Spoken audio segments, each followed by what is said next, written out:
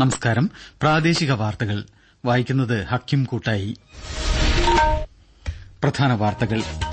മയക്കുമരുന്ന് കടത്തും ദേശീയ സുരക്ഷയും സംബന്ധിച്ച മേഖലാ സമ്മേളനം കേന്ദ്ര ആഭ്യന്തരമന്ത്രി അമിത്ഷായുടെ അധ്യക്ഷതയിൽ ഇന്ന് ന്യൂഡൽഹിയിൽ ചേരും.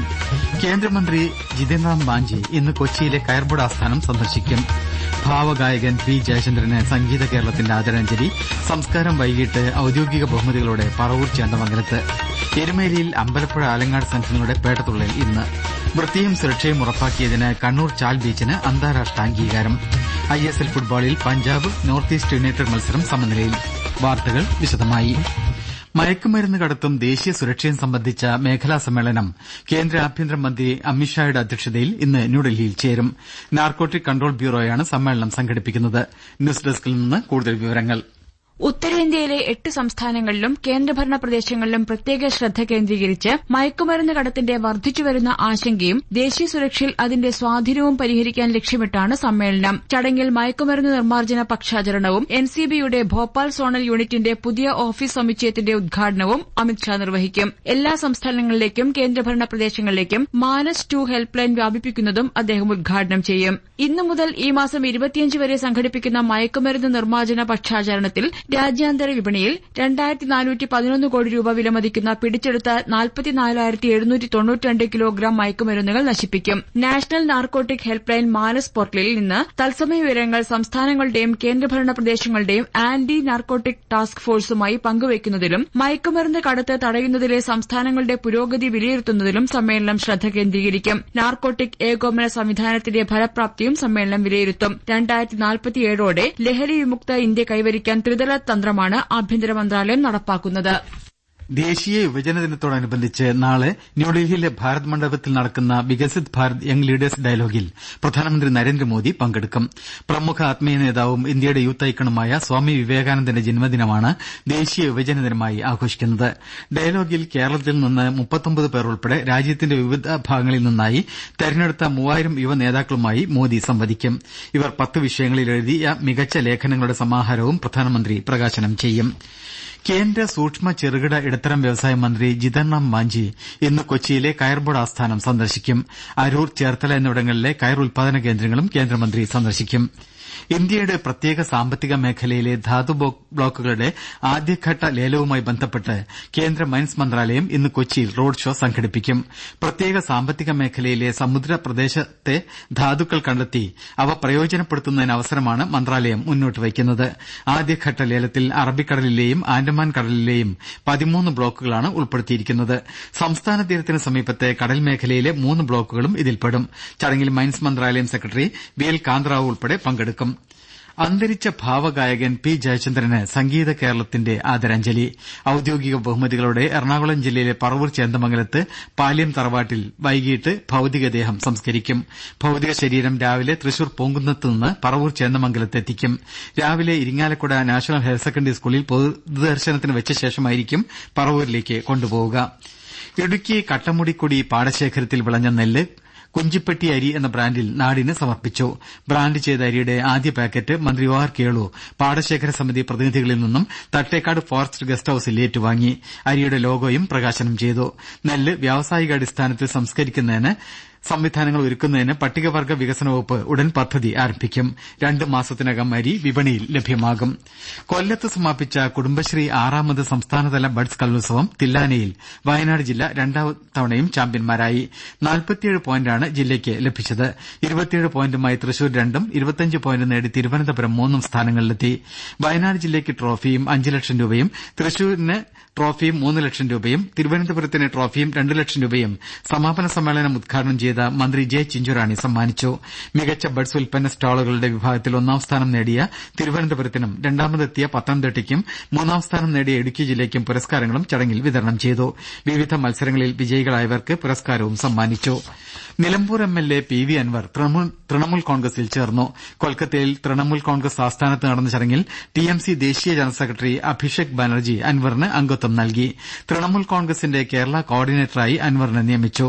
പാർട്ടിയിൽ അംഗത്വം എടുക്കുന്നത് ഉൾപ്പെടെ കാര്യങ്ങൾ നിയമവിദഗ്ധരുമായി ആലോചിച്ച് തീരുമാനിക്കുമെന്നും അദ്ദേഹം പറഞ്ഞു. പ്രാദേശിക വാർത്തകളാണ് കേൾക്കുന്നത്.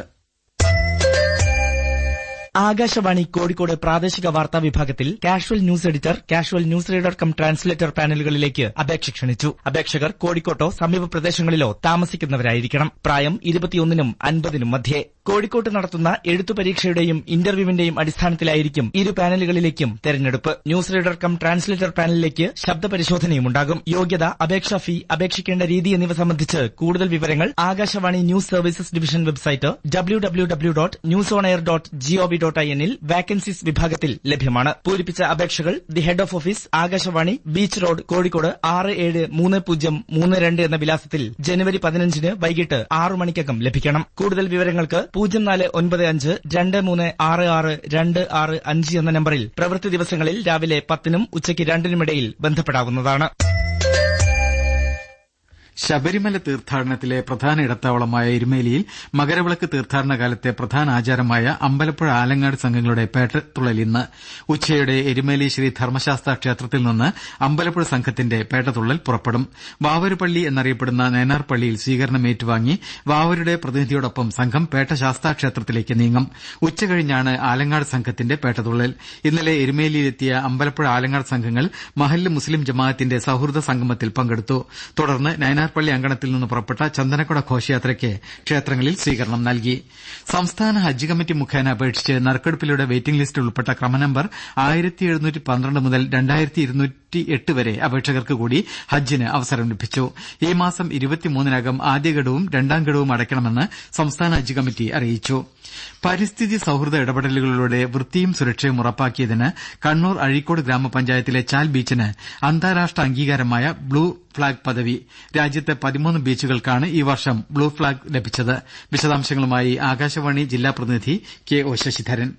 ഡെൻമാർക്ക് ആസ്ഥാനമായി പ്രവർത്തിക്കുന്ന ഫൌണ്ടേഷൻ ഫോർ എൻവയോൺമെന്റൽ എഡ്യൂക്കേഷൻ എന്ന സംഘടനയുടെ ബ്ലൂ ഫ്ളാഗ് പദവിയാണ് ചാൽ ബീച്ചിന് ലഭിച്ചത്. ജൈവ വൈവിധ്യ സമ്പന്നമായ ചാൽ ബീച്ചിൽ ജില്ലാ ഭരണകൂടവും DTPCയും നടത്തിയ പരിസ്ഥിതി സൌഹൃദമായ ഇടപെടലുകളാണ് ബ്ലൂ ഫ്ളാഗ് ലഭിക്കാൻ വഴിയൊരുക്കിയത്.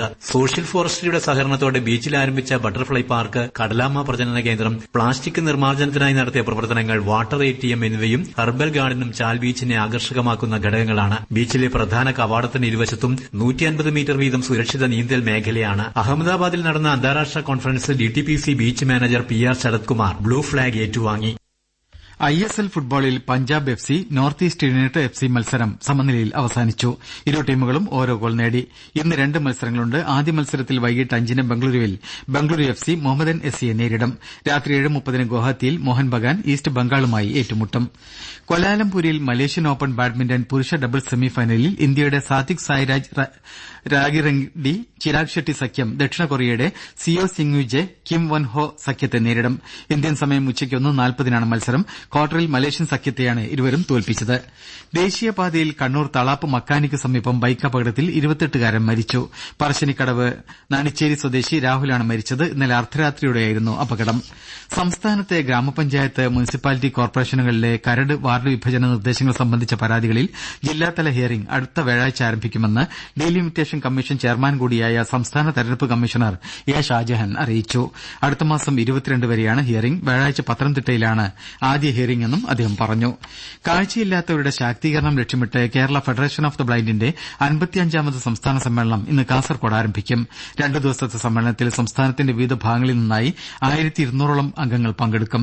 ഭിന്നശേഷി പെൻഷൻ എല്ലാ മാസവും വിതരണം ചെയ്യണമെന്നും 3000 രൂപയായി വർദ്ധിപ്പിക്കണമെന്നും ഗവൺമെന്റ് എയ്ഡഡ് മേഖലകളിലെ തൊഴിൽ സംവരണം സമയബന്ധിതമായി നടപ്പിലാക്കണമെന്നും സമ്മേളനത്തിൽ ആവശ്യമുന്നയിക്കുമെന്ന് KFP സംസ്ഥാന ഭാരവാഹികൾ അറിയിച്ചു.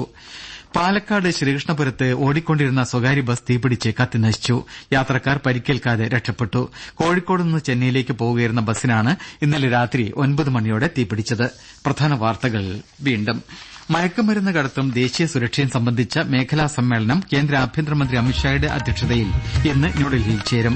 കേന്ദ്രമന്ത്രി ജിതിൻ റാം മാഞ്ചി ഇന്ന് കൊച്ചിയിലെ കയർബോർഡ് ആസ്ഥാനം സന്ദർശിക്കും. ഭാവഗായകൻ P. ജയചന്ദ്രന് സംഗീത കേരളത്തിന്റെ ആദരാഞ്ജലി. സംസ്കാരം വൈകിട്ട് ഔദ്യോഗിക ബഹുമതികളോടെ പറവൂർ ചേന്ദമംഗലത്ത്. എരുമേലിയിൽ അമ്പലപ്പുഴ ആലങ്ങാട് സംഘങ്ങളുടെ പേട്ടതുള്ളൽ ഇന്ന്. വൃത്തിയും സുരക്ഷയും ഉറപ്പാക്കിയതിന് കണ്ണൂർ ചാൽ ബീച്ചിന് അന്താരാഷ്ട്ര അംഗീകാരം. ISL ഫുട്ബോളിൽ പഞ്ചാബ് നോർത്ത് ഈസ്റ്റ് യുണൈറ്റഡ് മത്സരം സമനിലയിൽ. പ്രാദേശിക വാർത്ത